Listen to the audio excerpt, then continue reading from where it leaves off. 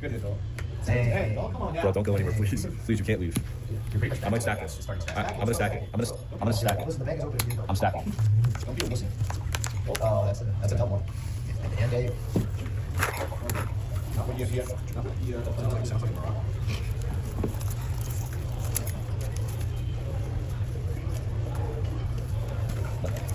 All right, guys, we're in for 11,000. It's a big hand. This is a huge hand. I'm gonna be on the street. To be determined. We'll see how it feels. All right, feds. Let's go face down, please.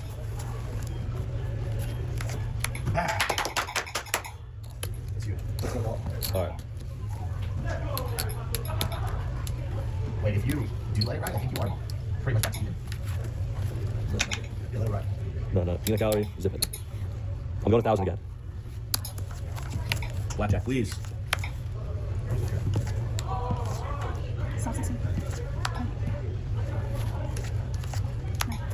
It's good.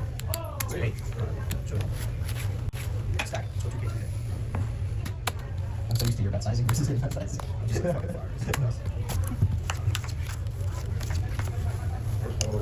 No, stop, nope.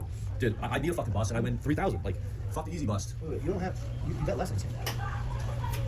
You have 1,000 in this hand. Oh, I do? 1,500 high. Did I remove something from that? Yeah, you got confused. Whatever. All right. Alright, let's go.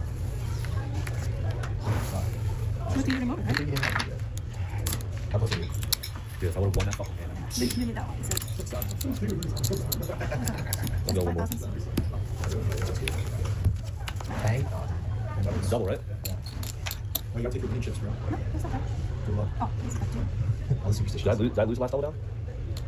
Which one? I think I will. Let's go. All right, let's go down. Easy bust. 10. Yes. Hey, bang. Wait, so now you're up. No, not yet. Let's see. That's 6, 7. That's close. 7.5. Good bomb. No, I'm like over 4 left. Play small. Stay safe. 10. Bang. Now you're up. All right. We're going to get even. We're going one hand to get even. I know. Just let me focus.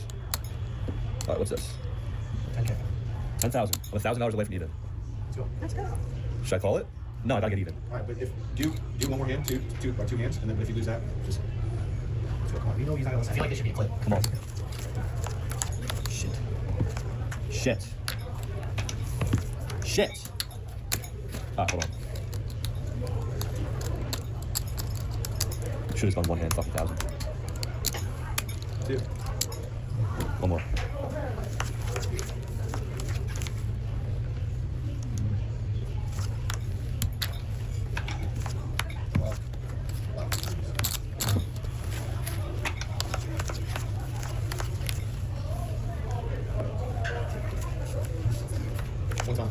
One time.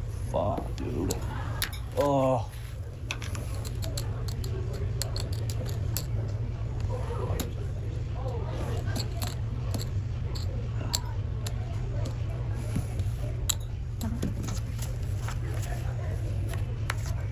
Okay, we're done. Okay, we're done. All right, hold on. Let's see what I have. 5, 6, 7,000, 7,500. So right now we're down. 3,500. All right, so let's go 5. I knew you were gonna do that. I knew it. Double.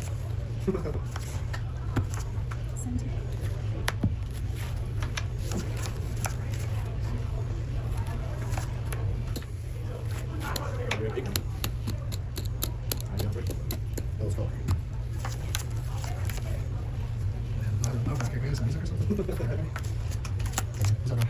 All right, we're done. That's it. So here I go. Once again with another degenerate dolt session. This time at Caesar's Palace with a $10,000 buy-in, and obviously I should say before I move forward that as usual, you know, he has every right to do whatever he wants with his money. As long as it's his money, he can do what he wants. He can play as badly, as stupidly, as recklessly, as dangerously, as whatever.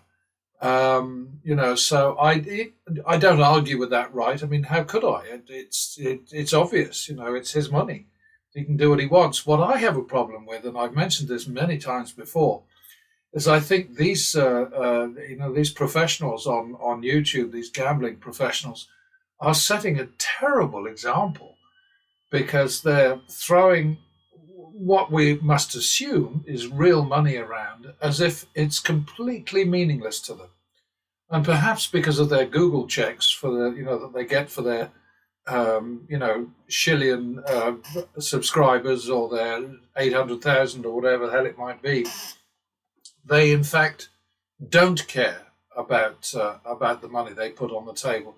Maybe that's true, maybe it's not. But the way that they play as if they don't want to win, and that is something which is kind of like across the board with most gamblers. They expect to lose. They talk a big game, but basically they think they're going to lose, and they go ahead and they do just that. So, and Bobby Rivas on YouTube is a perfect example of that. I mean, he seems like a great guy, but he's constantly sort of saying, I'm going to get dusted, I'm going to get smoked, I'm going to get wrecked, I'm going to get whatever, all kinds of expressions going in, which on the one hand, you could argue demonstrate that he has a realistic appreciation of the fact that he's up against negative odds. But on the other hand, it's announcing a sort of expectation of doom and disaster. And of course, Bobby is a perfect example of somebody who accelerates the disaster very often by saying, okay, Hail Mary, or what I like to call shit or bust, which is the same thing, but not Catholic. It's all kind of a mystery to me. But anyway, here we go with yet another one of these things. And, this is verifiable data. Anybody can check it out. Anybody can do what I did and write down and transcribe the results from DD's Caesar's Palace session. And one of the things that he did in that was he kept on betting huge amounts of money on this thing that they offer called easy bust, where if the dealer has between 2 and 6, you can bet that the dealer will bust. And if the dealer does bust, then you get even money on the bet, and you can bet as much as your original bet in the big circle. And, obviously it's a stupid bet because otherwise they wouldn't offer it. It's that simple, so many of these things, I come away from watching these guys and I think, what the, what, why, But anyway, let's get down to the nitty gritty here. Using the widest possible spread, which is 1 to 1,000, which is actually not that much, but I've set it at a 25 minimum. His minimum was, let's have a look at this. DD's minimum was 500, and excuse me, there were 103 bets. The actual value, losses to wins, was minus 5% in favor of the house. DD lost 2,250. He said that it was 4,000 in the in his latest post, his latest video. I can only assume, because I've double checked his bets, I can only assume that he lost the other 1,750 to that stupid bet, which at one point even he said, well, obviously it's stupid, so that's where the extra 1,750 went. He lost 2,525 on his first base or left-hand bets, which are the only ones that I'm really interested in. But he also had a bunch of multiple bets, which I do not recommend to anybody. But as it happened this time, he made 275 on those. So combining the two, that up there and the win over there, we come down to 2,250. Pattern betting would have won 2,150. adjusted to equalize average bet values. His action was 77,000 roughly, and Algy's was 94,000. Algy won 3.8% of total action, whereas DD lost 3%. So he didn't lose quite what he might have been expected to lose. He didn't do as badly as the AV, often described as HE for house edge. There's all these initials, acronyms in gambling. NE is negative expectation. AV is actual value. EV is expected value, which is something card counters like to use as their estimate of what they think they could possibly win during the course of a session, which I'm sorry, I can't get my head around that, because how do you know? Why would you have an expectation that is a separate percentage or a separate value from the actual value, which is how many times you win versus how many times you lose? But, one of these days, I'm sure all that will be explained to me. This is irritating because I forget, time and again, that this needs to be in red, but it's not a big deal. It's just a matter of reformatting. Average win over average loss down here. Algy 895 over 665, which is average win advantage of 34%. 134% is the complete number. DD managed 571 over 520, so he didn't completely screw up this time. He managed 110%, but that's just not enough. I normally figure 125% is optimum. If you can bet in such a way that your average win value is 25% greater than your average loss value, then you probably won't lose. Anything less than that, you won't definitely lose, but you probably will. It's not a certainty. His spread was 75 to 1,250, 17 to 1. Algy's was all the way up, 25 all the way up to 13,520.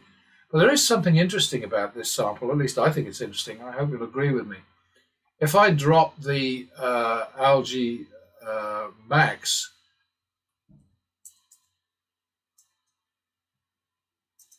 to 2,500, his win goes up slightly. And then the number down here changes. It's 3,344 because Algy's action has dropped. There's no particular value to that because, I'm happy with the 25 to 25,000. I just found it sort of interesting because this was not a desperately difficult session. DD made it so because of the way that he plays. What sense does it make not running after? He just he doesn't make hay while the sun shines, which is true of a lot of these guys. Down here, for instance, he had a run going. Player didn't help him. He should have bumped up high. Well, I suppose he'd only do it if he was progressive, if he was pattern betting. But per the pattern betting method, once you get a win like that, he's still 3,200 in the hole. So he needs to at least double that, and then double it again, and then double it again, and he would lose there, and double it again, and then he would win here. And you can see what I mean.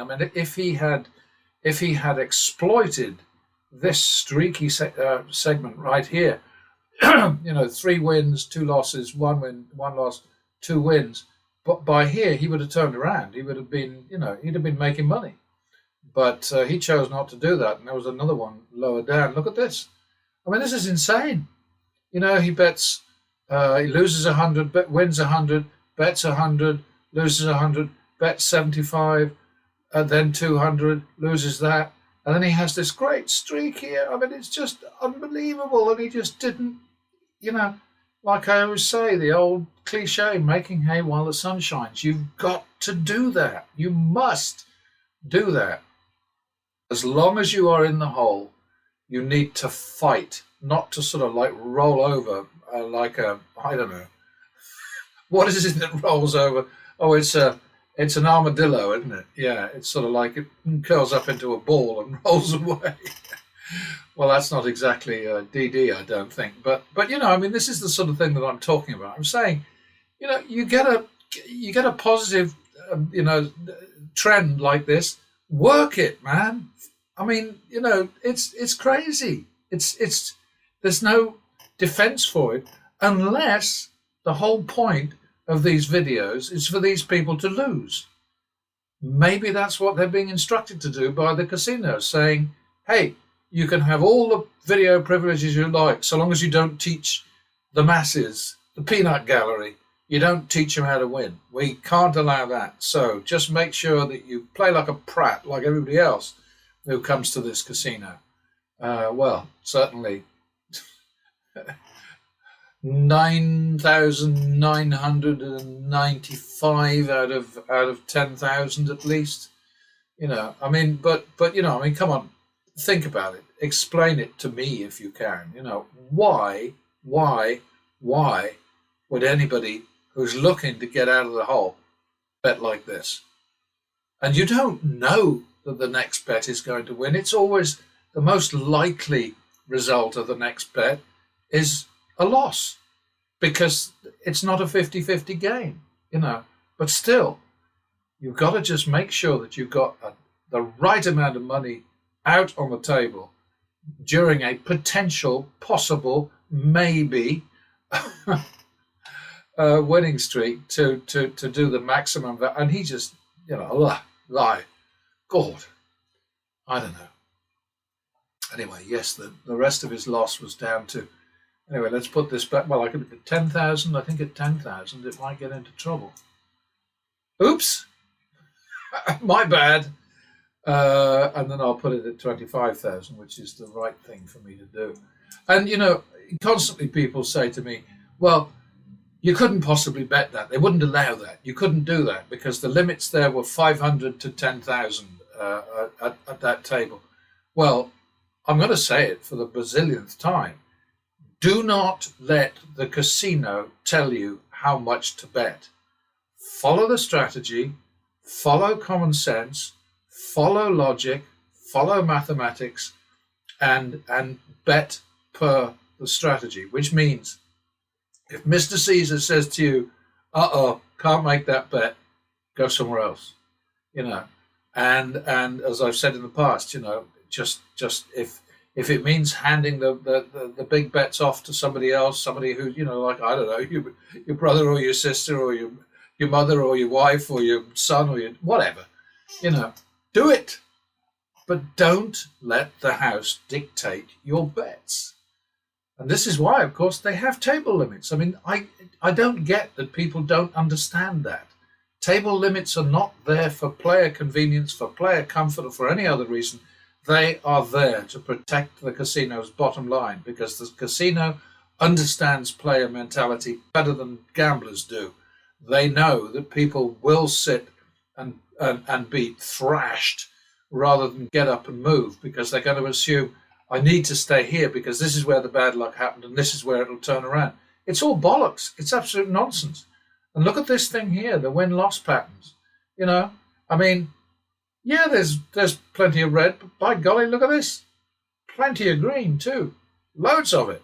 So, this guy, just like last time, did not need to lose.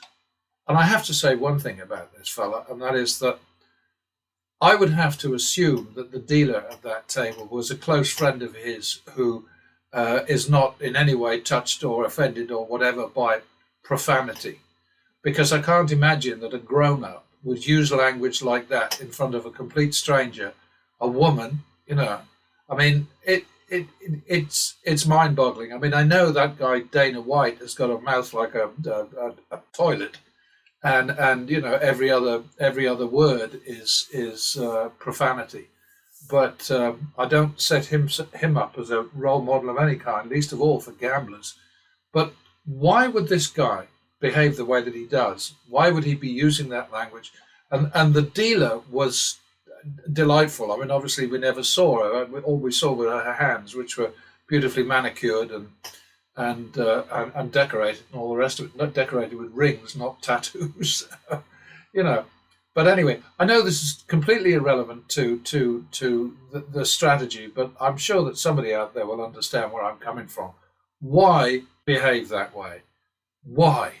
You know, and of course it's the same question as why bet that way? I mean, how stupid was that?